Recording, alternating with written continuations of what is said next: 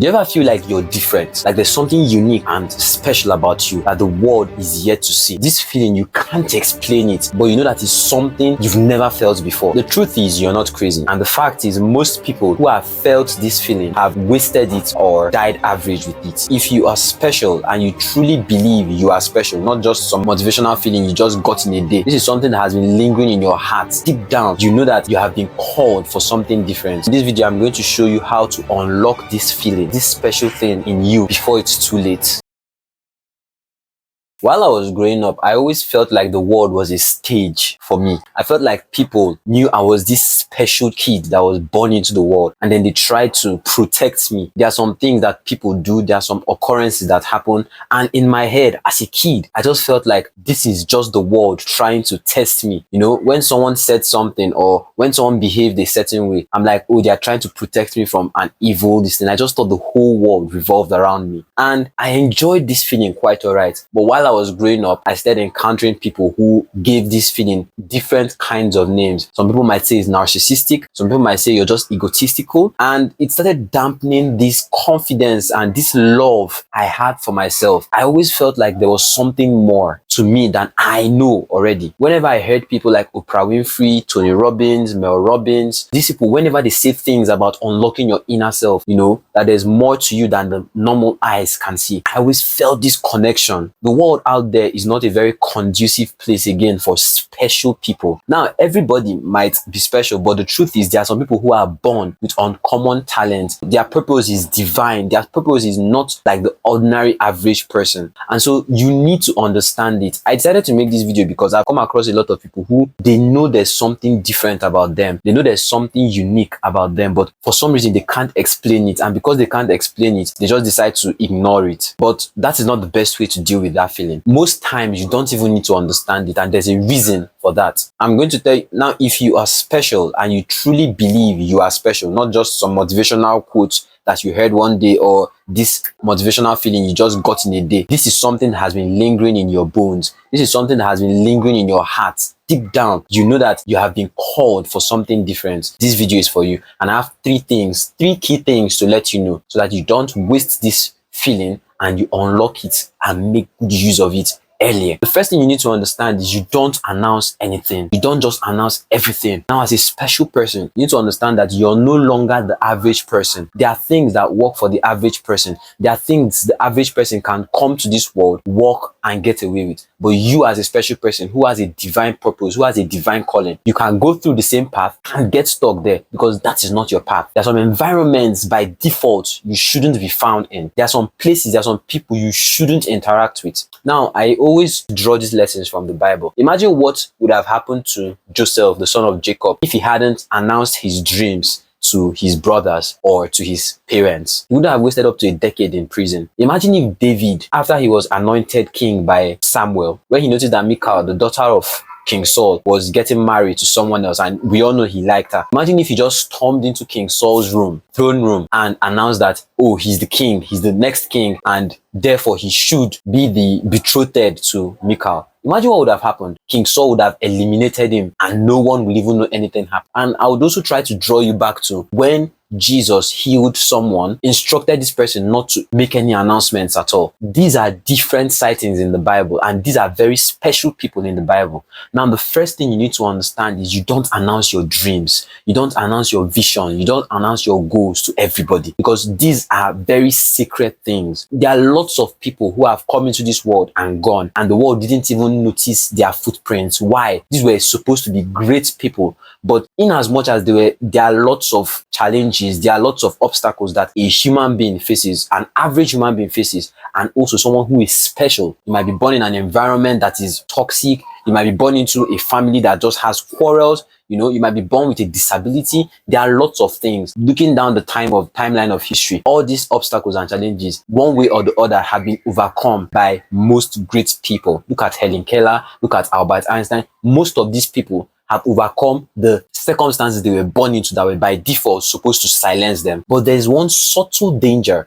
there's one subtle dangerous circumstance or obstacle that most people fall for and never ever recover from it again. And that's the danger of premature exposure. You know there's something special about you. You know there's something unique about you. You know there's something you've been called to this world to do. And one day you had a glimpse of it. You had a vision. You had a revelation about probably the office you're working in right now. You just dreamt and something just occurred to you that one day you co-own the place you're working at now, or the place you're living at now, paying rent for. Very soon you'll be the landlord of that house. And then you rush to announce it to your colleagues in the office or your neighbors. And 2 weeks in, 3 weeks in, you receive your sack letter or you receive a quit notice to leave the house. You're wondering what went wrong. You went wrong. There are some divine messages that God lays in our hearts for us to ponder about, pray about, prepare for it. It's not for announcement. It's not for you to go and start announcing it to your friend group or posting it on your stories. That's the mistake Joseph made. If there was someone who was there to guide Joseph, to tell him, oh, these dreams you're having,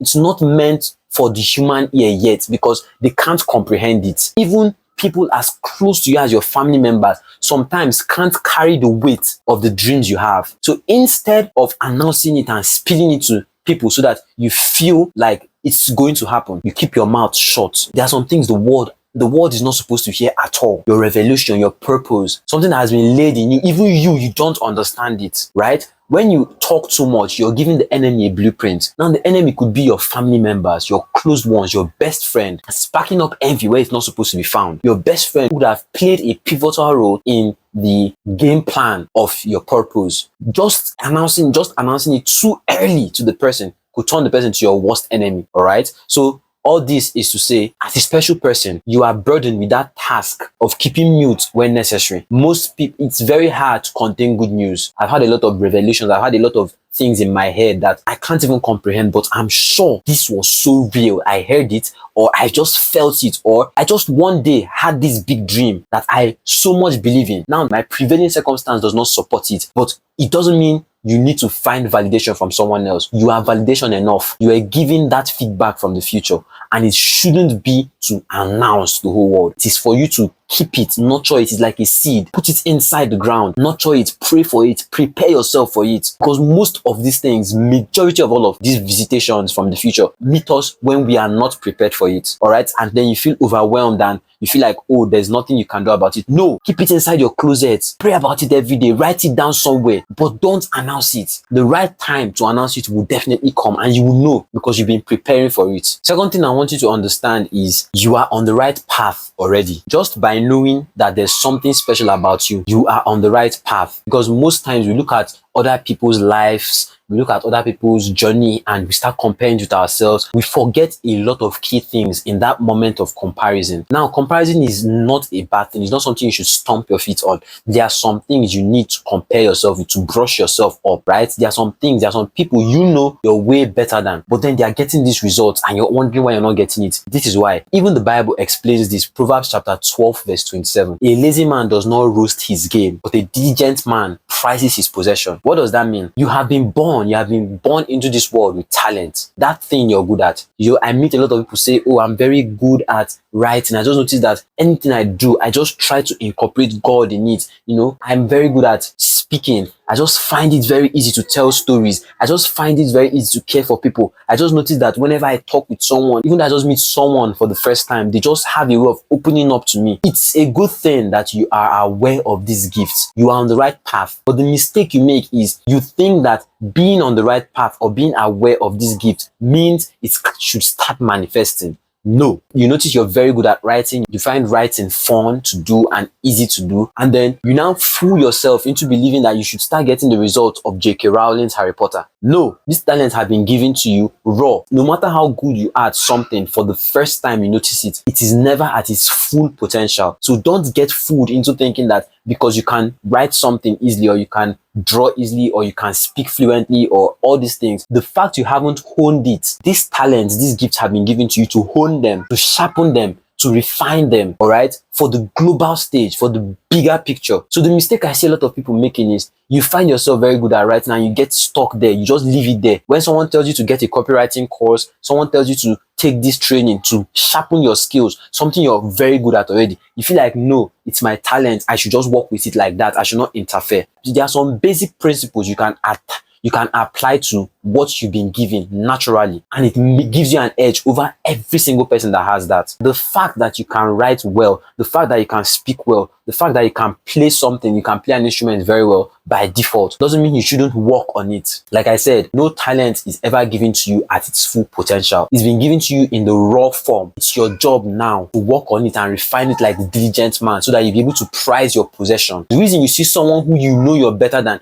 getting results and doing amazing things with something you know you're very good at, you find you're better than that person, is because they have taken the time to hone and refine their game, to prize it elegantly, to prize it luxuriously. You have been given this raw talent and you decide to act like the lazy man to use it the way it has been given to you. No, don't be like the lazy man in Proverbs who does not roast his game. Be like the diligent man. You've been given this raw talent. Now work on it, hone it, refine it so that you'll be able to be the best of the best. The third thing I'm going to leave with you is you need to understand first principles. And I've hinted on that already. Like I said before, you see most people that are not talented at all. They have nothing. They are just there, or they are talented, but in the field you find them in, all they need to do is just learn the basic skills.